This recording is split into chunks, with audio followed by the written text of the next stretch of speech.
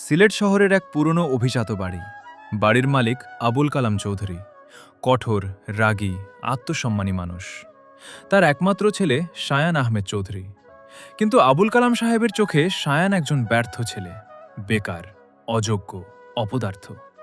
কারণ শায়ানের জন্মের সময় তার মা মারা যান। সেই দিন থেকেই ছেলেটার প্রতি এক অদ্ভুত ঘৃণা জমে আছে তার বাবার মনে। প্রতিদিন একই কথা, তোর জন্যই আমার স্ত্রী মারা গেছে, তুই আমার জীবনের অভিশাপ। শায়ান শুধু চুপ করে শুনত, কখনো প্রতিবাদ করত না। কারণ একটা সত্য সে লুকিয়ে রেখেছে বহু বছর ধরে। সে কোনো বেকার ছেলে নয়, সে বাংলাদেশ আর্মির অন্যতম গোপন ইউনিটের একজন উচ্চপদস্থ অফিসার, মেজর শায়ান আহমেদ চৌধুরী। পুরো দেশে তার কোড নেম ছদ্মবেশী সোলজার। শায়ানের রুমে একটা পুরনো কাঠের আলমারি ছিল। বাইরে থেকে সাধারণ কাপড় চোপড়, কিন্তু ভিতরে লুকানো ছিল আর্মির ইউনিফর্ম, পিস্তল, ফাইল আর অসংখ্য মেডেল।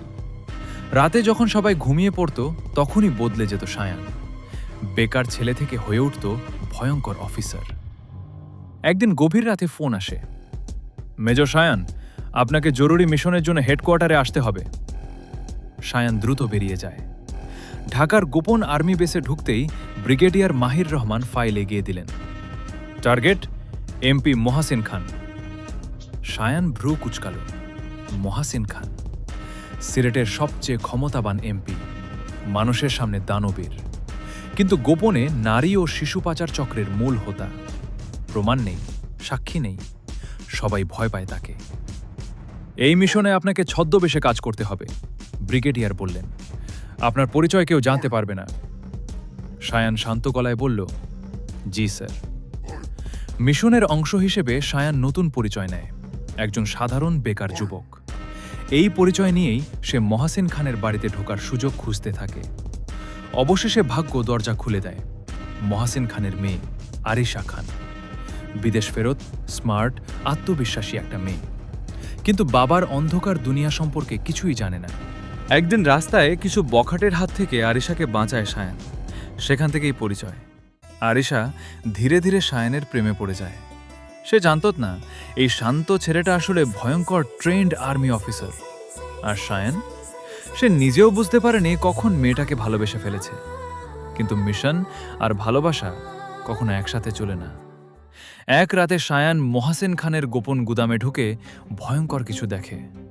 অসংখ্য নারী ও শিশু বন্দী, তাদের বিদেশে পাচারের প্রস্তুতি চলছে। শায়ান ভিডিও প্রমাণ সংগ্রহ করতে যায়। ঠিক তখনই, হাত উপরে তুলুন, মেজর শায়ান আহমেদ চৌধুরী। শায়ান থমকে দাঁড়ালো। অন্ধকার থেকে বেরিয়ে এলো মহাসিন খান, তার হাতে বন্দুক, আর পাশে দাঁড়িয়ে কাঁদছে আরিশা।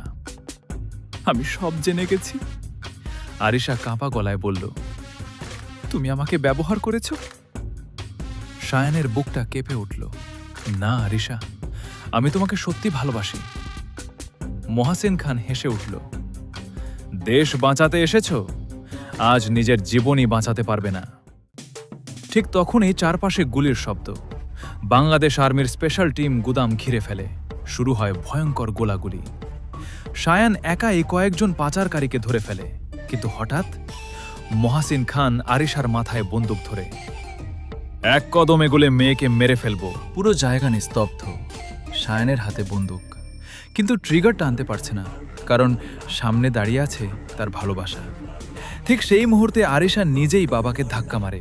শায়ান সুযোগ বুঝে গুলি করে। মহাসিন খান মাটিতে পড়ে যায়। সব শেষ। কয়েকদিন পর সংবাদ মাধ্যমে ঝড় ওঠে।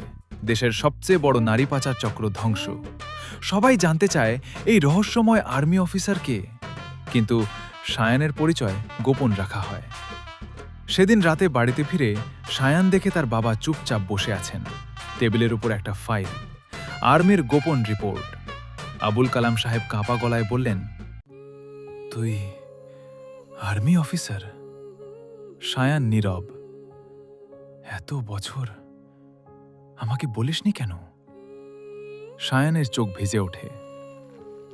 আপনি কখনো আমাকে নিজের ছেলে মনে করেননি বাবা? আবুল কালাম সাহেবের চোখে পানি চলে আসে। জীবনে প্রথমবার তিনি ছেলেকে জড়িয়ে ধরেন। আমাকে মাফ করে দে বাবা। কিন্তু গল্প এখানেই শেষ না, কারণ শেষ দৃশ্যে দেখা যায় বিদেশের এক অন্ধকার ঘরে বসে কেউ একজন বলছে, মহসিন খান মারা গেছে, এবার শায়ান আহমেদ চৌধুরীকে সরাতে হবে। তারপর স্ক্রিনে ভেসে ওঠে, টু বি কন্টিনিউড।